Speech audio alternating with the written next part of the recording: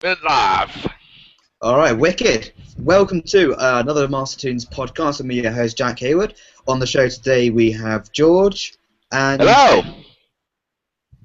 awesome. I'm not using my really nice microphone because I had like a long day and I can't be bothered to fish it out from the mess that is my room. Just a slacker, damn it. No production sense. Yeah. Yep. Lazy bum. So continuing on our musical theme, the first one we did was we did Yellow Submarine, and today we're going to be talking about the Disney classic Fantasia. So we all watched this at home, and now we're just going to Yep. have a dissection of it. So Fantasia. Nice. Fantasia is the 1940 American animated film produced by Walt Disney, obviously, and released by Walt Disney Productions, obviously. It had an interesting history because it came out in in World War II, so it couldn't access the European market, which meant it could only use the US market, so it lost about 40% of potential revenue. And they also, as well as playing in theatres, they did do kind of like a tour with it, so they do like a live concert with, I assume, the video playing in the background, which is pretty impressive. But it wasn't actually... Oh wow. Yeah, I mean, like, a lot of people really liked it, but at the same time, it got mixed reviews, and it didn't make Really? loads of money. Yeah, it only started to make money after the war, like the 50s and 60s reruns, and then it started picking up steam. Oh, wow. Originally came from a Disney short called The Sorcerer's Apprentice, which was made to be a Silly Symphonies, a series of animations Disney was putting out at the time with just music. It's designed to be a comeback role for Mickey Mouse. So as it started to cost, and the production cost kept growing and growing and growing. So good old Walt just decided to make it into a feature-length film with other segments set to classical pieces. So some pieces are original, like the Sorcerer's Apprentice music was scored to suit some animation, and they already knew what they were doing. Some of them are famous pieces, like Rite of Spring and Night on Bald Mountain, or whatever it's called. Yeah, Night on Night on Bald Bald Mountain. Mountain. The Nutcracker Suite, which kind of gave the animators more free reign of what to do and such and such. Yeah. There's not really that much else to say because so many people worked on it. There wasn't like one director. Yeah. It's like a bunch of people that, only really did Fantasia. Yeah. I think partly due to the animation strike the next year. Oh wow. Yeah. Yeah, man. Oh, it's awful. Most of the music is performed by the Philadelphia Orchestra. That were interesting thing. So yeah, we're gonna go into it, but before we start, we'll do our usual 5 words or less. Yeah, who wants to do it first? David? Yeah, I'll go first. 5 words or less. Sometimes beautiful, sometimes boring, but always entertaining. That'll do.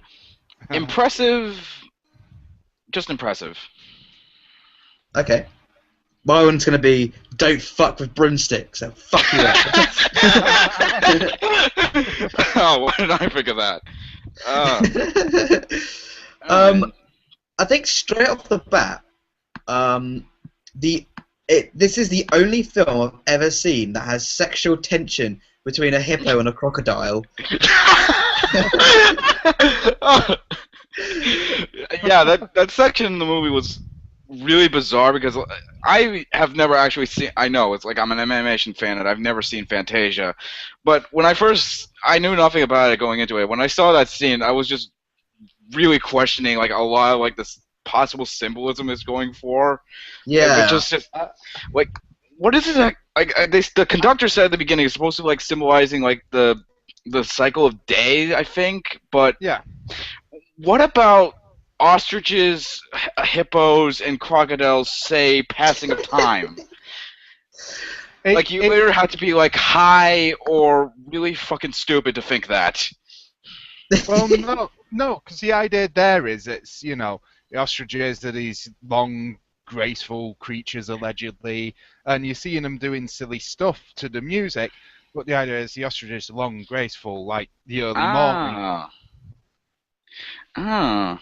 And then with the hippos, the big, the lazy, it's a lazy afternoon. It's Ah. at lunchtime. It's relaxing.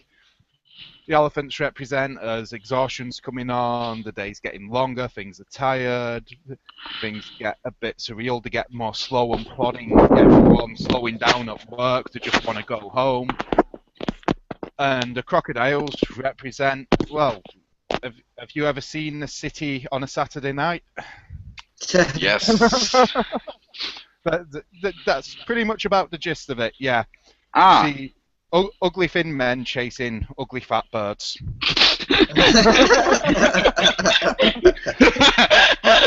That's definitely a night out in Manchester. Where you get that from? Because it kind of makes sense. I would have never figured it out. Again, I think this is partly me extrapolating. I mean, I think that entire piece was set up just so they could have a big, silly, Looney Tunes animation style epic piece, because there's nothing really quite like that in the rest of the film. It's all very serious or very tricky, Yeah. or it's all very beautiful. I think there's just an excuse for him to cut loose with something a bit more traditional, a bit more in the book. And, I mean, a lot of it is just me extrapolating what I got from it, but as I've mentioned before, someone with a background in art, that's probably where I'd be going with the visual metaphors if I was asked to direct that piece. Okay. It does make sense. Interesting. Yeah. I think as a whole, I'd agree with you, as you said in your 5 words bit. It's a very mixed bag, because some stuff is fucking awesome. Like, obviously the Sorcerer's Apprentice is great. But I also, I really liked the dinosaur one. Oh, that was actually my favorite segment in the whole movie. Oh, Igor Stravinsky's Rite of Spring. That section for me, it's historically important because that, for almost even to now, is still how Western artists draw and envisage dinosaurs in hand-drawn cartoons. Yes. That set the absolute standard gold benchmark. You look at that, and then look at Land Before Time, and you can see where all the models are. But for me, I think the piece, it's very plodding, it's very slow, and I think that's more a fault of me not liking slow, plodding music as opposed to a fault of the piece, really. Yeah. I kind of get where you're coming from, but to me personally, what made that segment for me really stand out was just how beautiful it was. Like it was basically about the ideas of creation, and it shows you the real extinction of what would actually happen if we actually had the ability to go back in time and see the progression of the dinosaurs' lifespan. And it's really fucking impressive. But I definitely agree that the movie is a really mixed bag in that regard. I really like it in that. Honestly, I feel like this is more of a movie I respect more than I actually enjoy and like. You know what I mean? Because, like you said, like there are segments that are great, like Night on Bell Mountain, Sorcerer's Apprentice, the dinosaurs, and then you have shit like the centaurs. Oh, I didn't enjoy that bit. No. I really want to know what mindset the animators were on when they were writing that piece, because the conductor says at the beginning, like, these were the pieces that the animators were writing to pieces of classical, that Walt Disney's favorite classic pieces of music. What about that piece says Greek times, centaurs, naked infants, and a and a fucking Greek fat guy on a fucking drunk donkey coming up and Wasn't that the original intention of Beethoven, though? No, the original intention, and it mentions this in the film, was to conjure up images of his countryside living as a child. Oh, I see. Okay. Oh, interesting. Yeah, but I actually really like the Pastoral Symphony because it tells a definite story. It comes in a standard 3-act structure, and I can, relate to it. Again, a lot of the design work in that you see again repeated throughout Disney's history every time they go to Greece or whatnot, especially in Hercules. It's an interesting to look at as a piece of history. But I think it also works as just kind of a cute, somewhat amusing little story.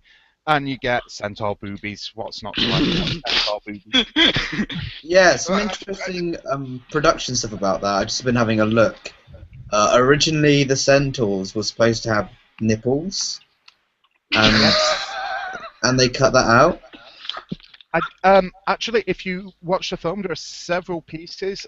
Tchaikovsky's Nutcracker Suite and Night on Bald Mountain actually do show nippled breasts. Yeah.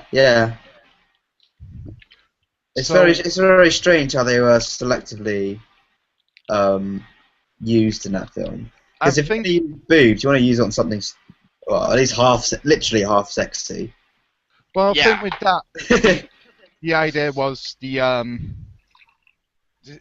think it's because the centaurs were so clearly rendered. Compared to, say, the fairies in Nutcracker Suite and the harpies in Night on Bald Mountain, where they're just more flashes, or you can't really see through the glow they've given them. Whereas these were very clearly, and obviously American censorship, you can show all the violence you want, but don't show a titty. Yeah. You can show like the people being decapitated, flesh being ripped off, cannibals, and rape. But you show one nipple, you're done. Yeah. Also, something else on the Rite of Spring. So that kind of shows the evolution of the dinosaur, but they wanted to extend it to the age of mammals. And really? The first humans and discovery of fire, man's triumph. Guess the reason that they curtailed to that? Because they couldn't show naked junk. Nope. Creationists. Oh. Creationists promised to make trouble if Walt Disney connected evolution with humans. So yeah, if it's just dinosaurs, they can play it as a fantasy piece as opposed to. Wow. I mean, it's pretty redundant when there's evolution in there. It's like, so there were dinosaurs millions of years ago, and they did evolve, but there's nothing to do with us. Oh, don't you know? Yeah. These are creationists. I think Flintstones is a goddamn documentary.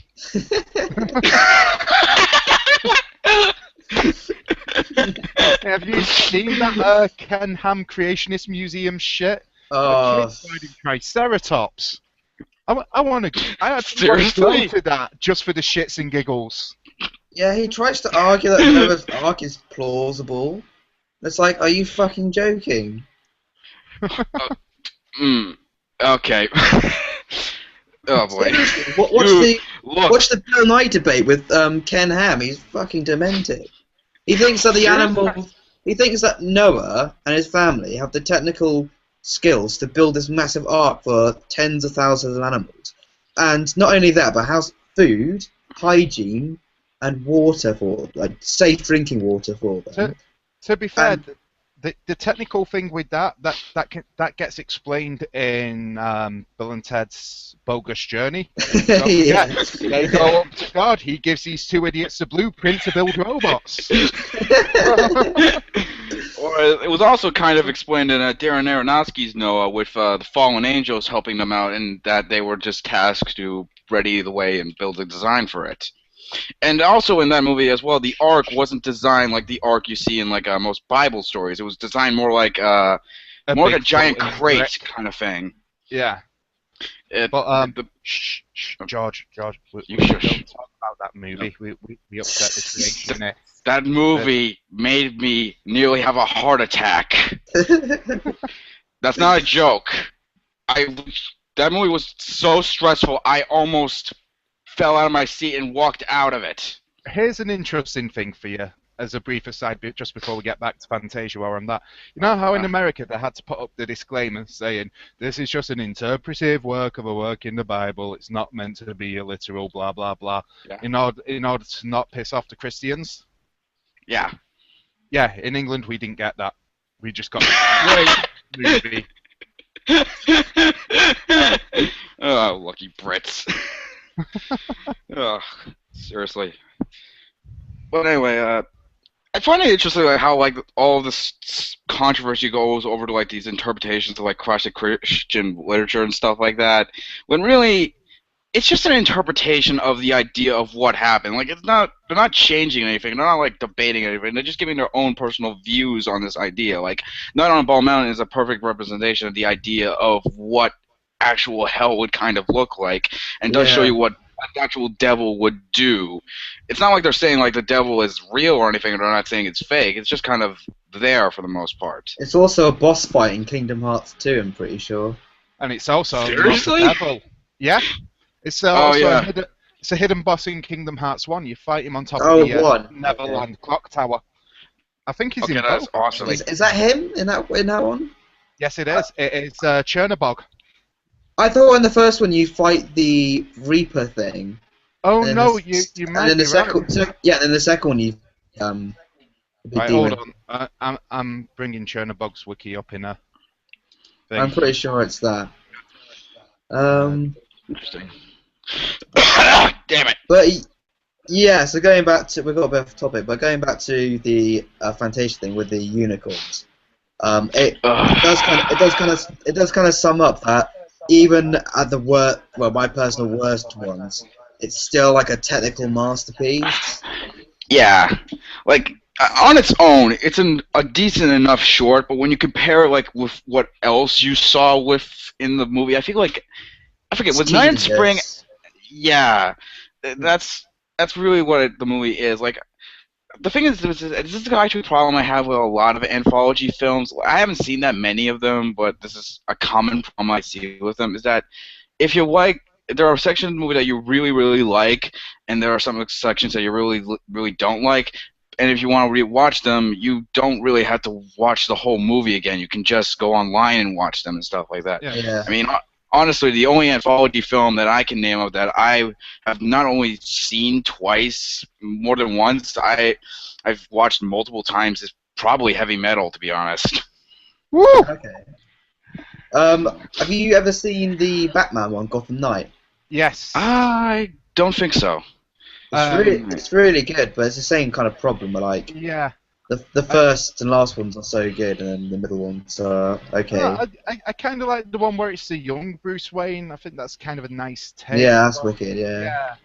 Beyond that, they're all really good, but like you watch the first one and it's so cool, and then the last one, which is pretty cool as well. I tell you what is a good anthology film. The Halo one. Oh, they okay. brought up. It's really funny though because most of them take these seriously, but my favourite one is the one that pissed off the most Halo fans. It's the it's the one by Toei Animation, and it's what had happened if a Spartan landed in an anime world.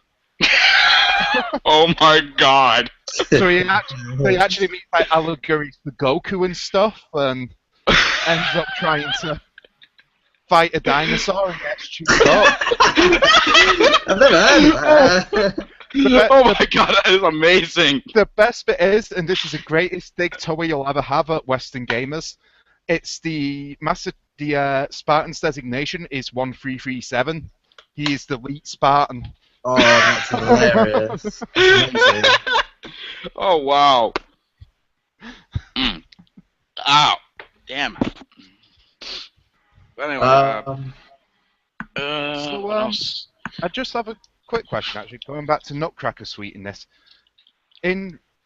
Maybe you didn't feel it if you watched this as a kid, but watching this recently, did anyone get really uncomfortable during the Chinese dance section of the Nutcracker Suite with the mushrooms? That was really fucking weird, because like I said, I have never seen this movie before, and I think I watched it like once as a kid. I watched it mostly for the Sorcerer's Apprentice part, but I don't remember that scene. When I rewatched it like recently and watched it for the all the way through, I was like, what the hell? Because it's weird because you don't know if like it's meant to look like Chinese or if that's like part of the artistic design of it. It's meant to look like Japanese people in a kimono and a straw hat. Oh, you know the mushroom bit where it's that little tiny mushroom that's trying to dance with them. I literally didn't get that. I was like, I'm watching some mushrooms dance. Like, I'm watching what the animators must have just smoked. Especially bear in mind, this is a movie that got made during the whole Japanese internment camp part of American history, and yeah. Not good call, Disney. It's not as bad as the Popeye cartoon I recently saw. Oh god, what happened? Well, exactly what you expect. Like Popeye's in the ship, and he sees a Japanese ship, and the Japanese are like up really like, oh, Cold War, and obviously they're sneaky Japanese, so they pretend to be nice, and then they secretly screw him over. Oh god. Remember, kids, Superman says buy war bonds to slap a Jap.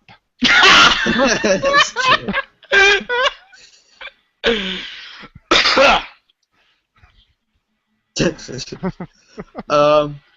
Actually, there was another potentially racist thing they did, where they originally did have black centaurs for the centaur one, but that has actually been removed from recent versions because of I think it's called the Pickaninny hair or something. So you know, like what the Gollywogs had. So it's kind of like. My. I mean, I don't think that in itself is racist. It's just like a hairstyle. Yeah. I think if they had like big red lips and. It's racist by association these days rather than outright racism on the part of Disney. Exactly. Yeah, because like loads of black people have that haircut, and some white people have it as well. It's not. Yeah. That's not wrong. I don't know, maybe they're Jamaican black female unicorns. Really, Jamaican Greek time? Yeah, I don't know. I do want to briefly touch upon the Toccata in Fugue segment, the one right at the beginning. Oh yeah, that one. I mean, what did you guys think of that as just a piece of kind of abstract animation set to sound? Fascinating, to be honest. It's both really soothing and it actually kind of gives a good representation. Like it looks like they're drawing like the actual instruments that they're doing. Like you can actually see a lot of the string chords and stuff like that. And I think it's a really cool looking piece of animation. I feel like it sets a lot of the tone for the movie really well. Yes. I thought it was really cool, but I kind of wanted more stuff going on at the start. I felt like there wasn't enough happening, because I can imagine it being really spectacular colours and stuff. But at some points there were, but at some points at the start it was like kind of sparse. And there was that random bit where there's like some like big fat guy walking in a cave. Do you remember that? Yeah. Or it's just slowly rocking down, and I think it's meant to be rocking down the trumpet and. It's like, yeah.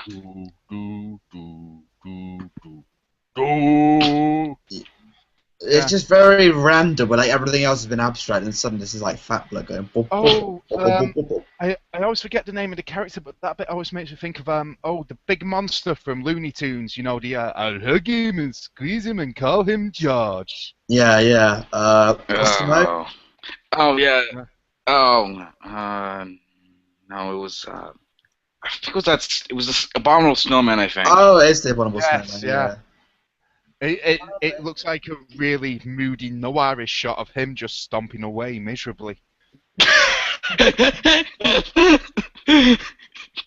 Oh yeah. So kind of maybe like going on to the music kind of stuff. We can go back to animation in a bit. Yeah. So there was some really interesting techniques they were doing. I'll just find them again. Um, yeah, so they invested quite a lot of new technology and stuff in the animation, but as well as the sound. So they wanted to create a new system that would, quote unquote, create the illusion that the actual symphony orchestra is playing in the theatre, which I think really worked. Watching it did sound like they were playing. In fact, true story, Disney themselves actually paid to have all cinemas showing this film Wow. Okay. refitted with surround sound, which was new at the time. Yes, they came up with innovative surround sound for it, and they also did some stuff called Fantasounds, which pioneered surround sound, but also included multi-track recording, overdubbing, and noise reduction, which is kind of a big deal back in 1940. This was even before the 60s, where they started having certain like noise removing units and all that stuff. Oh, interesting. I mean, the other thing on the technical musical side, this film also did a lot to popularize how we visualize audio now with the intermission meet the soundtrack section, and it's showing the oscillation of the different instruments. It did a lot to help visualize and establish that, and to further create the tools that we take for granted today. Apparently, the original recording was captured almost at peak modulation, so I guess like highest possible, to increase signal to noise. Oh, interesting. Which basically, because when I was listening to it, I was actually really surprised by how clear the recording is for 1940. I mean, it lacks top and bottom end, which is typical of the time. But just listening to it, there's next to no hiss. Which is absolutely amazing for 1940, and for a massive orchestra as well, where you're going to have kind of like probably a lot of microphones going, and they have to mix that all down to like a 4-track or whatever they had, probably less than 4-track. Yeah. Which is again like a technical masterpiece, really.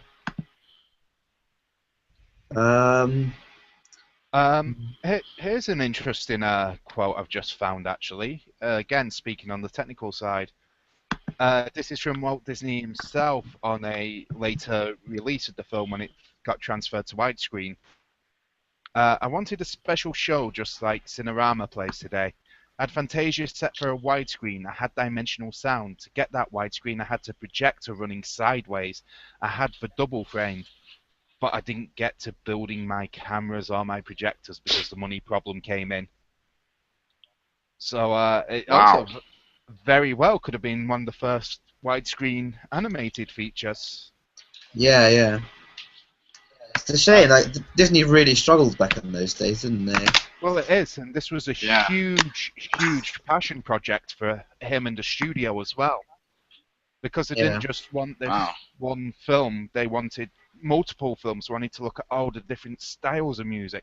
They wanted to make a rock music Fantasia, a pop music Fantasia. They wanted to do all sorts with it. They wanted to get people just to love music and to understand how music and visuals marry. And it's a really noble intention from what's now seen as the global money-grubbing House of Mouse. You just wouldn't get it anymore.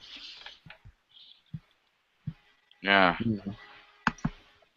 Yeah, it's so interesting. Like, Disney were trying to be so innovative back in the day with not a lot of money and not making a lot of money, and now it's kind of the opposite, where they're selectively innovative, but they just want to make things as cheap as possible. Well, what's the old saying? Depending on what it is, obviously. Well, what's the old saying? Necessity breeds creativity. When you've got all the money in the world, there's no need to be creative and try these different techniques out anymore. But when you've got a shoestring budget, you're trying everything you can to get maximum punch for as little pound per frame as possible. Exactly. I just want to touch briefly on the last piece, Night of Bald Mountain going into Ave Maria. Oh yeah. The reason I want to touch on that is and obviously Night on Bald Mountain's a great piece, but after that to combine it with Ave Maria and end on Ave Maria, is it just me or does that feel like an anticlimax?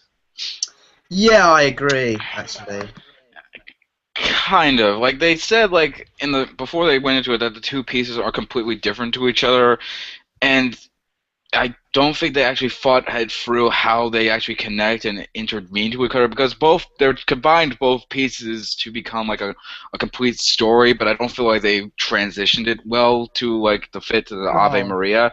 The Ave Maria is still a fantastic piece of animation and music, but like you said, it does feel a bit anticlimactic with like seeing the devil like take this small burned down town and taking all of his souls and sending them all to hell, and it's just really, I don't know.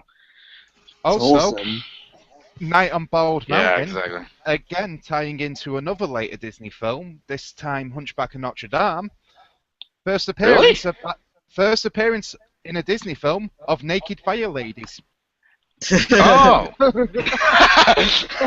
Oh yeah. Oh man, I forgot about that. That's awesome. It's actually kind of funny because watching this film as a kid and then watching a lot of other Disney films. In fact, I think this was probably the first Disney film I ever really sat down to watch. Normally they'd be on and I'd be like, yeah, I'm building my Legos, go away. I got spaceships to throw down the stairs to see if they fly. Spaceship. Yeah. But this is the first one I ever really sat down to watch, and watching it again for this because I've not really watched it at all after since about being 10 until now, and it's kind of interesting to see where all these little ticks and little traits and references that have come through in other Disney works, future Disney works from this that happened in this first. Yeah, And you yeah. notice that the way some things move is the same in another film as it was in this, or Yeah, there's really a certain fascinating. there's a certain style. It's not just watching a piece of Disney history, but watching it again now, it's like you can see back. It's like actually looking back through the years to see where all these animation techniques came from. Yeah. Then now just rely on. They seem so simple to us. But Yeah, exactly. they looked amazing when you saw them in the 90s Disney films, and then you realise they were doing it back in the 40s on no money. Hmm. Yeah. Really. Mm. Hmm. 'Cause, I Yeah. mean, Night on Bald Mountain also does a really interesting effect that didn't really see much of until computer backgrounds came in, and that is as the shadow of Chernobog extends over the town. It doesn't Oh, just yeah. darken things, but the actual buildings, and these are painted backdrops. These aren't the obvious normal, if something's meant to move in a cartoon, particularly from that period, you can tell because it's flat shaded. And just have these slight twists and stretches, Yeah. and to keep the paintwork on them looking as well as it does. And Jesus Christ, no wonder the animators went on strike. Yeah, seriously. I would go on strike if I had to animate a good amount of this film. Yeah, yeah. Animating's like so difficult though. Yeah. 'Cause it takes so much like planning and effort, especially back in those days. Well, Disney are notoriously bad for how poorly they treated their animators up until about 2002. Mhm. I'm not sure what it was, but for a long while, if you signed a contract with Disney as an animator, anything you created, be it in your spare time, or of your own money, or whatnot, was property of Disney and for them to do with what they wished. Well, you're contracted to Disney, your entire mind, body, your entire creative body belongs to Disney. Yeah. Combine that with standard 14, 16, 18-hour work days to get stuff out, they were, Jesus Christ. yeah. It's fucking insane. That's why I never want to work for Disney. Yes. Master Tune's lesson: never work for Disney. I think they've chilled out a bit now. Now they've got an ex-animator in charge with John Lasseter. Well, partially in charge, but Yeah. yeah, they were really awful for that sort of thing. I was mistaken about Kingdom Hearts thing, by the way. It is in Kingdom Hearts 1. Oh. Yes. As Peter Pan, yeah, I didn't realise it. I think I was too shit at that game to ever get to him. Oh, boy. Yeah. Yeah, he appears in the first one and in Dream Drop Distance. Oh, cool.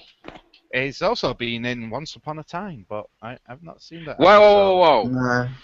He was in Once Upon a Time? Yes, in the episode Darkness on the Edge of Town. Huh. I haven't watched that show in like years now. I haven't even finished the second season. I've only seen the first one. Yeah. His design is absolutely amazing, isn't it? Yeah.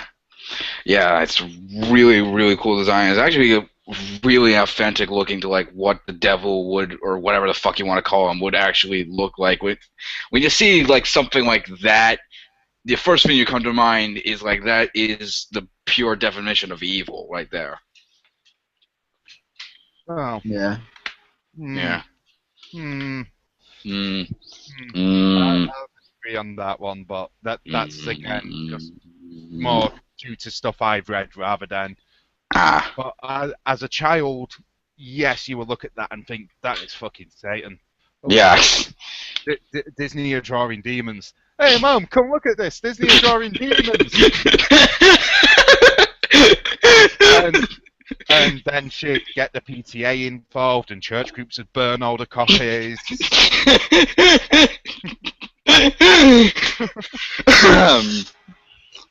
Fantasia selling our children to demons!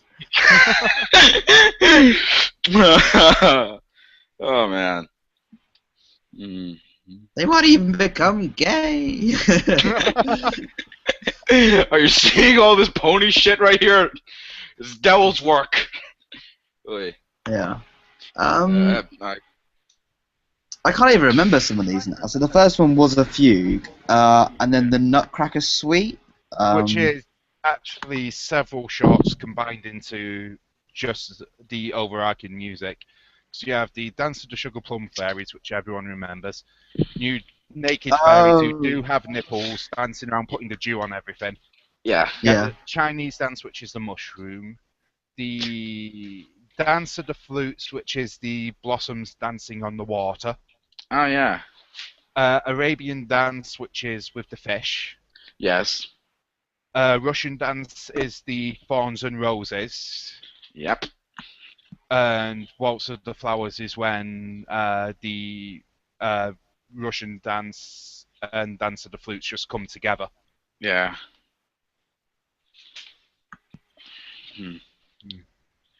But Yeah. I mean, I think it's hard for me to like say a lot about this because like all I can really say is like the whole thing is technically amazing, but Yeah. some stuff I was really interested in, and some other stuff I just felt was like just kind of like tedious. Like the Exactly. the Nutcracker thing. Like looking at it, it's amazing, but Yeah. It goes on a Like- bit too long. yeah, it goes on too long. I'm just watching like a bunch of nothing really. Exactly. It's why I like Stuff like the Sorcerer's Apprentice and the Light of Spring and all Nine Ball Melon, they actually give you like variety in imagery and stuff, like and variety in music and instruments as well. But when it comes to like the Nutcracker Street, it's just like it's just kind of like you said, it's very, very nothing happening really. It's just kind of random as well. Like one minute you go from like the fish, and then you go to like the Russian dancing fairies. pistols. There's no real cohesiveness to it, and it does make it, like you said, very tedious to watch. yeah. I think. But even if then, you- like I wouldn't say like Continue, David. I was going to say, I think with Nutcracker Suite, if you broke it down into individual shorts, each short on its own just would work, but as you say, as a whole, there's no connecting tissue there. Yeah, and and like this is like a really long film as well. It's like 2 hours. Yeah. Yeah. So, it's kind of it's like so when you like sat down dedicating 2 hours, and then you just see like kind of a bunch of pretty images, but like something you might see as like a really good student film or something, I guess. Now, I mean nowadays anyway. Yeah. It's a bit like kind of thing. Yeah. A bit like something. Yeah, Jack Hayward. A bit like something. Yeah. That's your quote for the back of the box now, Disney. When you do a new release, that Hayward, it's a bit like something. Out of curiosity, has anyone seen Fantasia 2000? No, I have but not. I want to. I hear half of it. I have not seen it. I hear half of it is utter shit, but there are certain shots, particularly the one by Salvador Dali, that gets mentioned a lot, and I really want to see that. I want to see what Melting Clocks does with Fantasia. Yeah. I'd be interested in seeing that. I think we should definitely check it out at some point, but yeah. What else can we say, really? I think we've covered quite a lot. I have one thing to say, actually, and I feel like I'm not sure if this will actually bring up a discussion or something. I was going to ask, is there any pieces of classic music that you would have liked to see Disney do in this movie? Like, me personally, I would have loved to see, like, Disney in this, like, do a version of, In Hall the Mountain King or something like that, or, I forget the name of the track. It's, Carmen, it's, Saint Sand, it's, Carmen the piece Burana. right here. Yeah, I'm sending you the piece right now. I think one of you can read this. Give me a second. It's this. Giving it a click. Oh, Camille Saint-Saëns, the Dance Yeah. Macabre. Yeah, I would love. Oh yeah. I would have loved to see like a Disney do something like that, and hold them. And I was wondering if like you guys had any like pieces that you would have. I'll tell you what. The Dance Macabre reminds me of There's this guy on YouTube called like Ed Moram or something, and it's this fucking strange old dude who like kind of like mimes along to songs. It's like interesting. Like with the flute, it's like it's really funny, but it's so fucking creepy. Especially when you find out that he spent some prison time for I'm not even joking, for sexual assault on a minor. And he made the videos. He made the videos, and then he didn't make any more. And then his wife said he got his laptop taken away because of the state he's in. Said he cannot own a laptop after this sexual battery. Fucking honestly, the internet has some amazing stuff, man. They've got some fucking freaks. Yeah, seriously. Jack Hayward, the internet's full of freaks. That was never a point of contention among any of us. Nope. We've all been to Tumblr and then turned away in disgust. Yeah. Yep. Honestly, if you're interested, I'll link you because. Yeah, please do. Oh, yeah. Yes. Because the piece of the sexually assaulted man went to prison. I want to see what a paedophile does for fun on YouTube. I mean, why don't you go watch yourself? Oh! Why didn't you watch your uncle? Oh. Bit too realistic. Bit too down to earth. But no, I think there might be more to it than that. Like, I don't know, like he's reformed or something. All I'm saying is, you take one look at him and you're like, that is one fucked up human being. Even without context, he sings "Pretty Woman." He's like, "Pretty woman." So Jesus fucking Christ. Yeah, Yeah, you go first, David. I was just going to say, going back to George's thing of, what classical pieces would I have liked to have seen Disney take on? Well, I'd quite like to see him do, if not the whole planets, then definitely Mars Destroyer of Worlds. Ah, that'd be awesome. Yeah. Yes. Yeah, that would be interesting. Because I can't remember which one it was, but like they did do I think it might have been the Rite of Spring where they had the creation of the universe. Yes, Rite of Spring, yeah. I love that. Like I think for me, when you've got like classical music and you have some imagery, I really love seeing like epic imagery of like stuff that you would no way be able to like do in real life, and it's like gets your imagination going, like stars on planets and all that stuff, and this grandiose music coming along. The two other classical pieces I'd have liked to have seen them tackle. One would be, and as cliche as this is, I'd like to see them do some a bit more chill, because quite a lot of the stuff in this, it's either very active, very cartoony, or it's very intense and in your face. But I'd like to see them do something with Pachelbel's Canon. Yeah. Okay. And then for the last piece of classical music, I'd have liked to have seen them. It would have been AC/DC You Shook Me All Night Long. That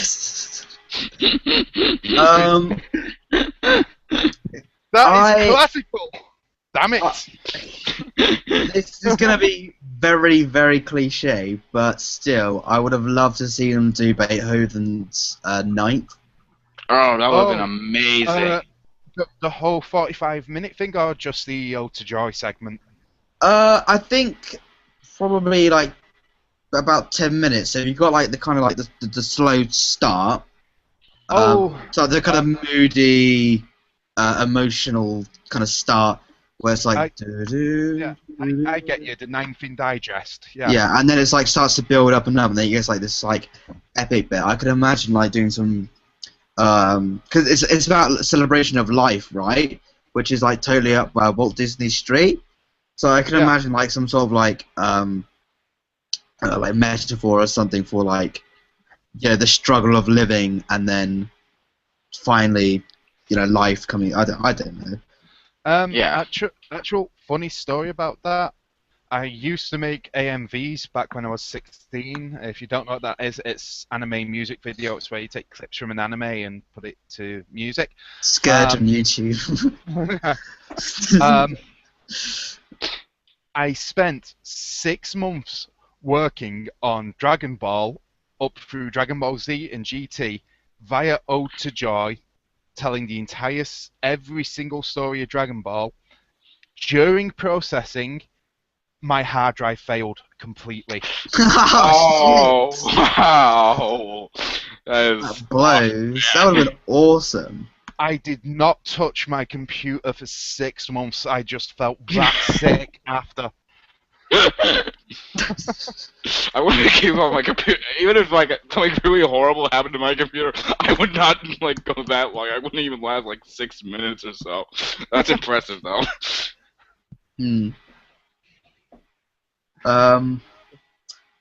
I can't really think of any other like big classical. Oh, as I mentioned. I can think of one. I can't remember what it's called. It was in the Watchmen soundtrack. The one that goes do do do do do do. And it goes, oh yeah, then it kicks in. It's like da da da da da da da da da da da da da da da ba ba ba. It begins with a P, isn't it? It's like Q2 Igor or something. I don't know. I think so. It's not like we're all not online, so can't look this shit up, is it? Yeah, check it out. It's on the Watchmen soundtrack. I think it would have worked better for maybe like Fantasia 2000. I don't know if they actually ended up doing it. It's not Ride of the Valkyries, is it? No. No. Trying to find it.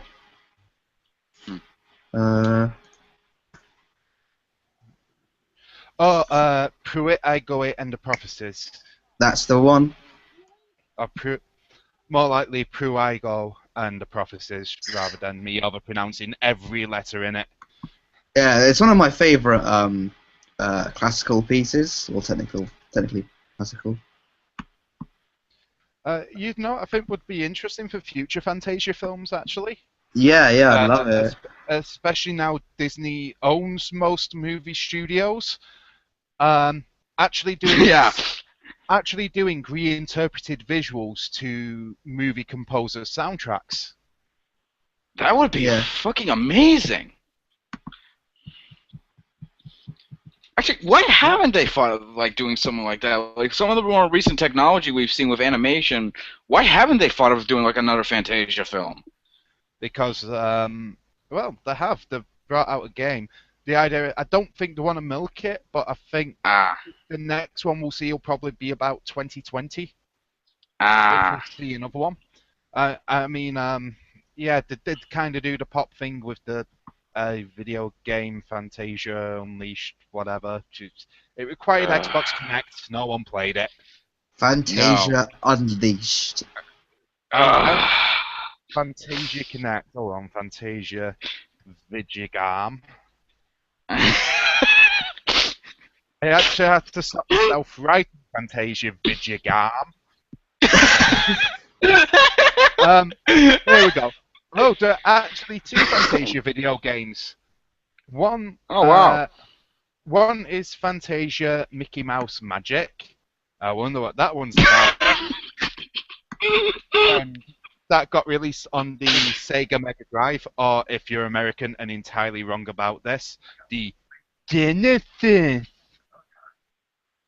The other one is the one I was talking about. Is Music Evolved from Harmonix.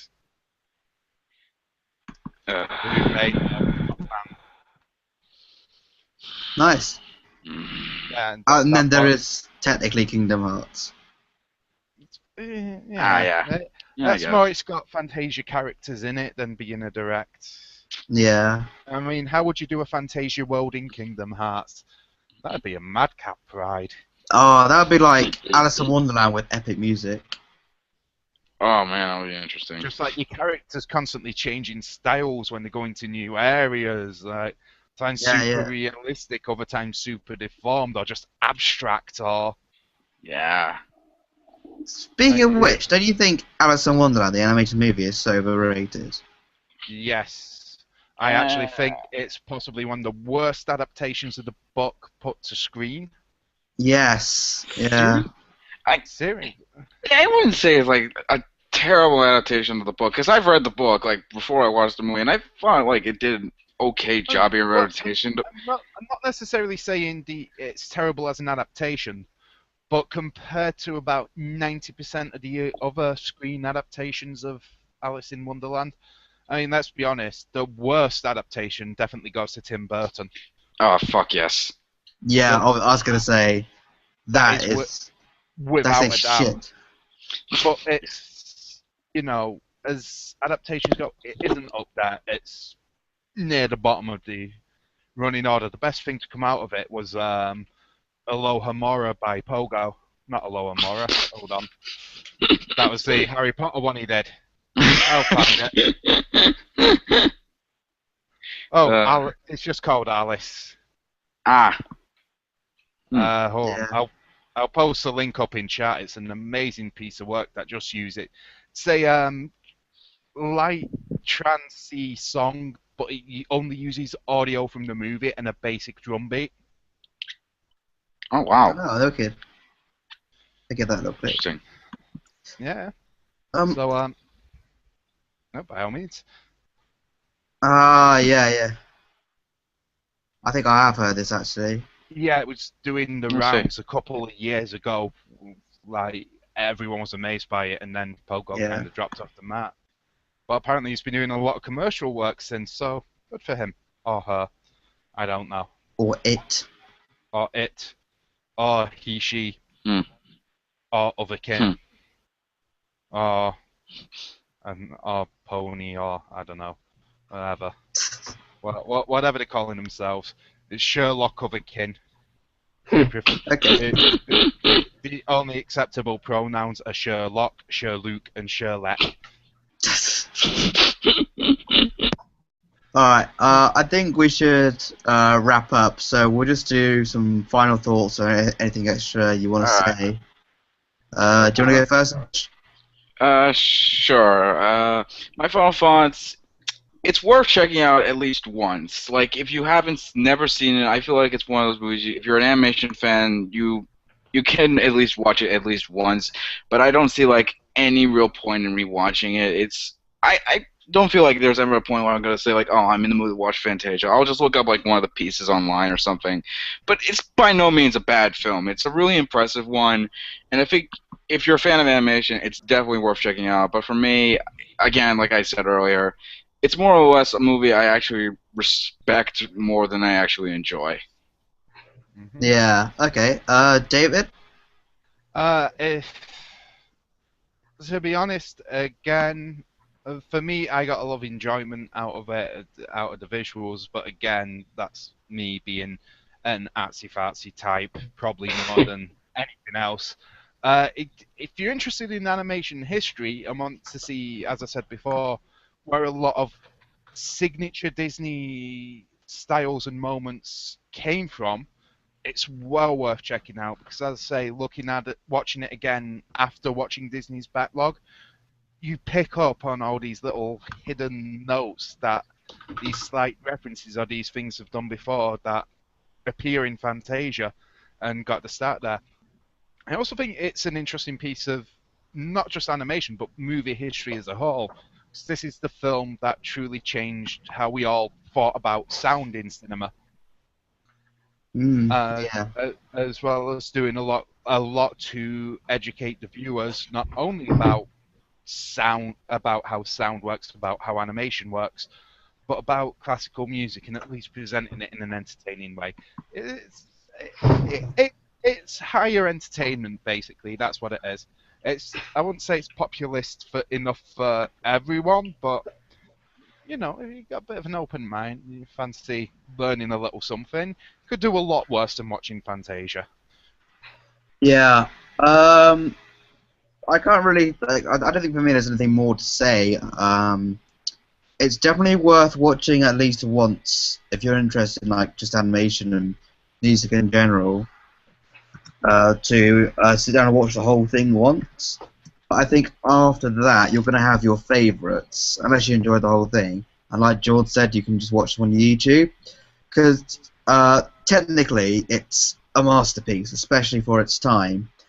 And the animation, again, at this time was just unprecedented, and you can see where a lot of the stuff has originated from, as David said.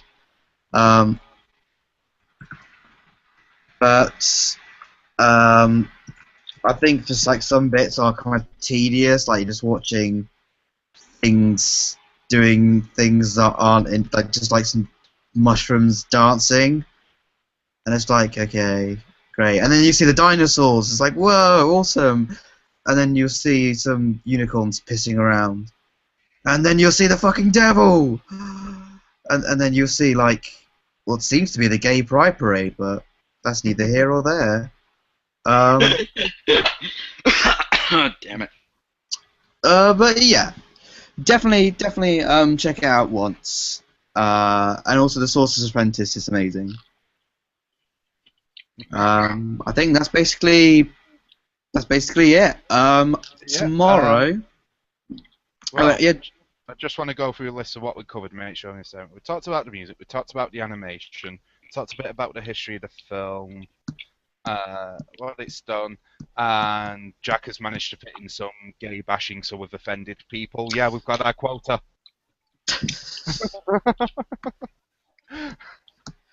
Excellent. Oh, there was a gay bashing. I'm just saying they're kind of like. I know. I'm just blowing it out of proportion, as BuzzFeed will do if they ever pick up on us. They're always watching us. I'd imagine it'd be like 23 reasons why podcasters should die or something. Podcasters don't need to be your audience. Yeah, I don't know. So stay tuned for tomorrow, where we'll be doing some news and we'll be covering our next movie of the week, which is going to be Daft Punk's Interstellar 555. Is that what it's called? Interstellar, the 5 Ikra, 5 Tori of the 5 Ikra, 5 Tar, 5 Istum. That's its actual full title. Look it up. Wow. And the award for most convoluted title of all time goes to Daft Punk's Interstellar, whatever the fuck David said. But still a better movie than Interstellar. I Yeah, liked Interstellar. You can.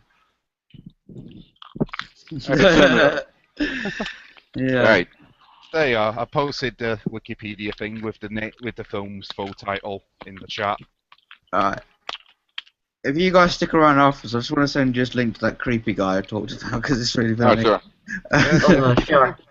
Well, on that note, I think we're ready for saying goodbye to our lovely audience of. So Oh, long, farewell. Auf Wiedersehen, goodbye.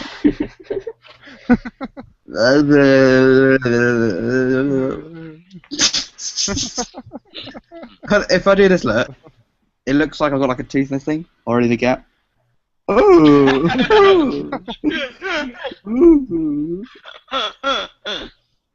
Gosh, Lenny. I know it is called Lenny, isn't it? Mice and Men. Gosh, George, gonna have a rabbit farm. Sorry, Lenny. Look at the rabbits. Look at the rabbits. Oh. Simple Sam. You went full retard, Jack. Never a simple Jack even. That happened I a think it's even better. long time ago. Never go full retard. All right, we'll catch you guys later. Never go full retard. Toodaloo, folks. See you later. Toodaloo toonies. That's a shit Bye-bye. fan name. Bye-bye. Stop broadcast.